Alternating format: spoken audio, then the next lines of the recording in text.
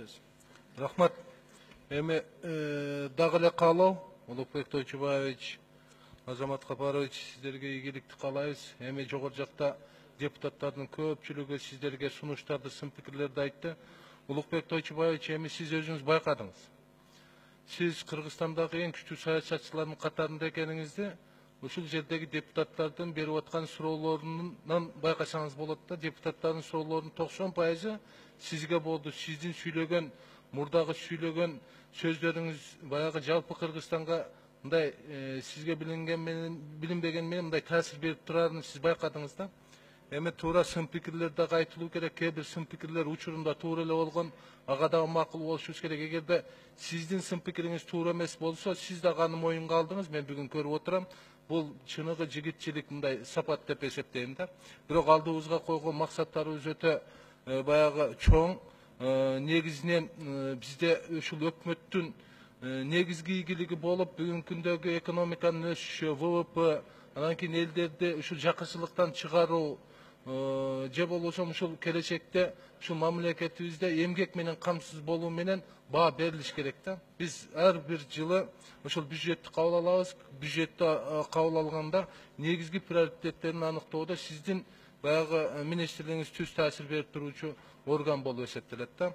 Эми биз мына Азамат Капарович сизге дагы айтып кетейин. Маданият тармагында бүгүн проблема өтө көп.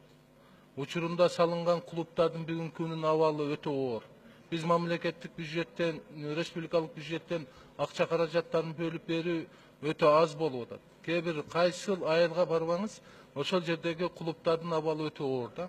Же болбосо райондун центриндеги эле маданият үйлөрүн карап көрсөңүз, бул жактагы баягы үйлөрдү, маданият үйлөрүнү, клубтарды жакшыртууга сиз бир өзүнчө бир багыттуу бир иш-чараны алып барбасаңыз болбойт. Анан буга чейинки дагы министрлердин ошол Артыкайыр болсун, Султан агай дагы өтө жакшы иштеп кеткен киши болгон. Ал кишинин дагы ушул алдына койгон максаттарын мен билет элем. Ошол кишинин жасап аткан максаттарын сиз ишке ашырууга аракет кылсаңыз. Анан мына кемпинг борборлору боюнча айтып кеттиңиз.